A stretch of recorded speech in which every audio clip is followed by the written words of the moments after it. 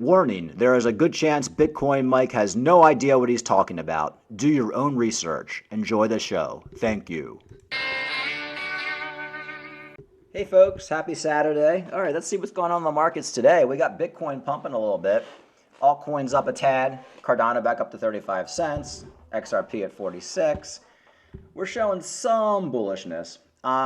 All right, so what are we going to talk about today? Let's talk a little bit about Bitboy. You know, as everybody knows, there's a big feud between Bitboy and the world, but basically Bitboy versus Gary Gensler, Bitboy versus Sam Bankman-Fried.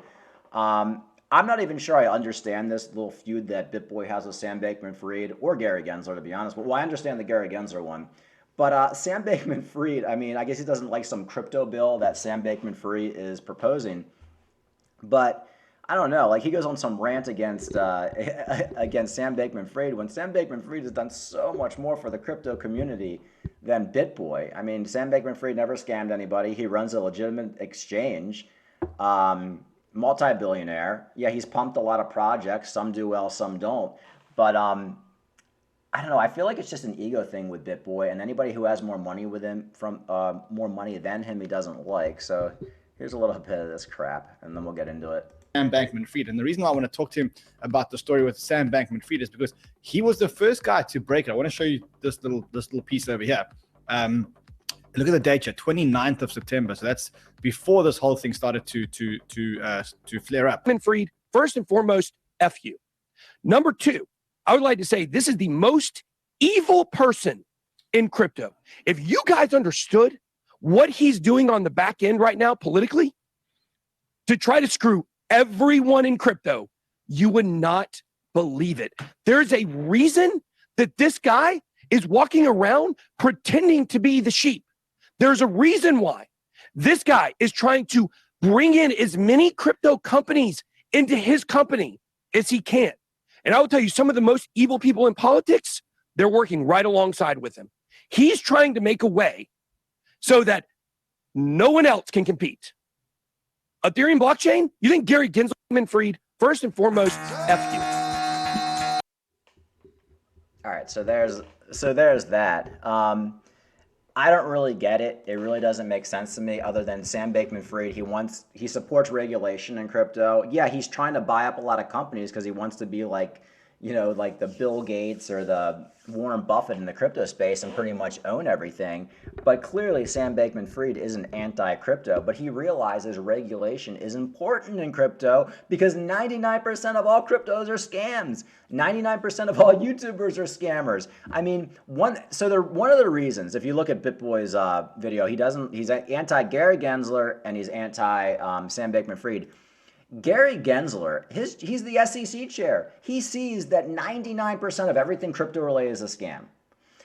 Under Gary Gensler, they sent letters out to a lot of big YouTubers telling them, stop promoting scams. Stop promoting the Bybit. It's illegal. We're going to shut you down. By him doing that, these YouTubers lost millions. You have YouTubers like Bitboy, I've said this before, used to promote scam tokens like PAM token, used to do Bybit. They don't do it anymore because they can't get away with it. SEC has shut all that shit down. And that's why a lot of these YouTubers do not like Gary Gensler because he has taken away their money train. He basically clamped down on them. Love crypto or not, folks, it's not the most important thing in the world, okay? Yeah, it's fun, we're in it, we want to make some money, but it's mostly scammers. Most of the YouTubers are scammers, and his job is to stop it. So, why does the criminal not like the FBI? Why does the crackhead not like the local police? Because their job is to stop them. And that's why guys like Bitboy, Crypto Banter, and all these other scumbags don't like them. So this guy's kind of funny right here, this YouTuber. He's talking about the Bitboy Sam Bankman-Fried drama, and of course he's basically talking about what I've been saying. Scammers flock together. You have Bitboy here with Carl the Moon. Moon Carl is clearly a fucked up, you know, I mean, he has done so much damage in the crypto space with the Rasta and Bosta and whatever shit scams. And literally, this dickhead, scammers hang out together, man. I already mentioned, you see them all the time. You'll see these dudes doing interviews with Elliot Trades and Banter. They just keep shilling each other's, tokens, and they're on the top level right now in crypto space. Man, there's another guy I've covered recently. Couldn't believe that guy was. That guy looked like a chocolate boy, bro. We called him Chocolate Boy, the innocent-looking, boy.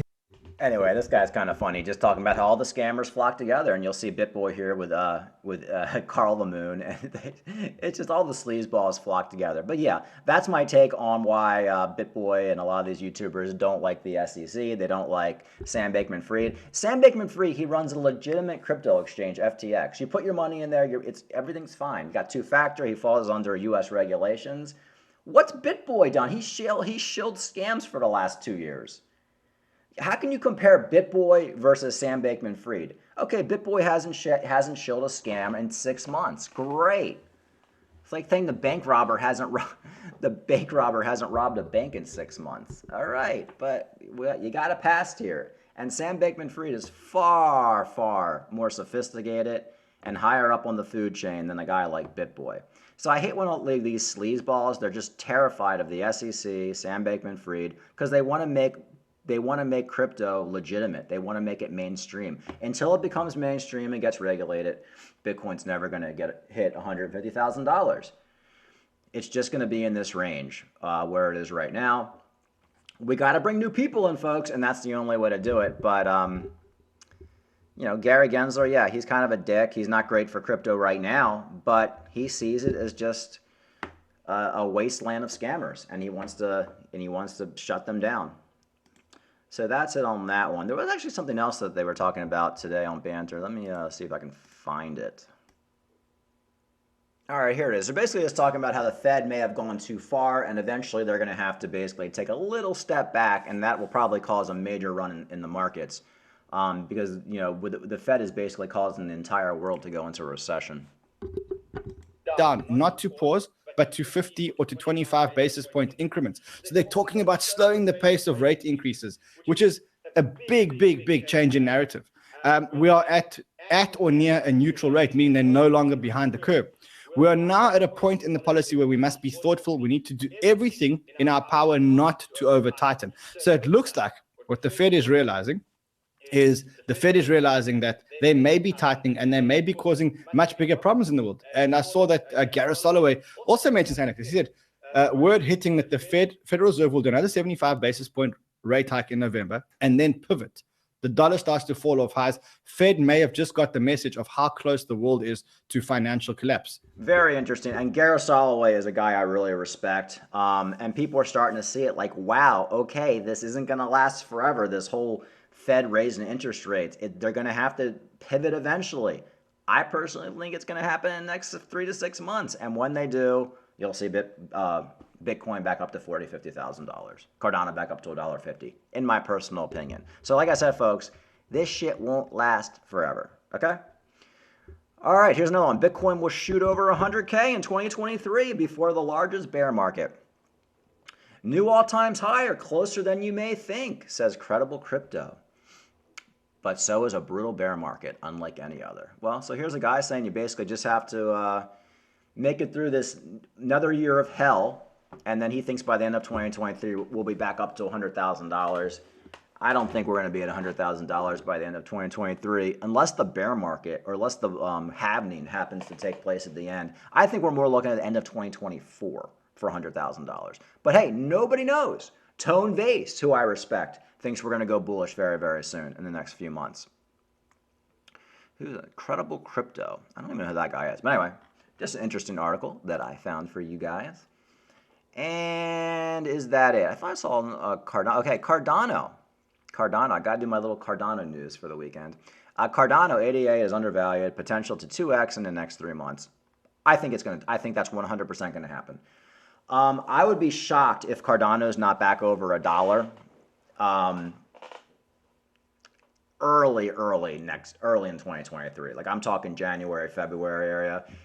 I would be shocked. So that's why I'm trying to buy as much as I can right now for as cheap as I can.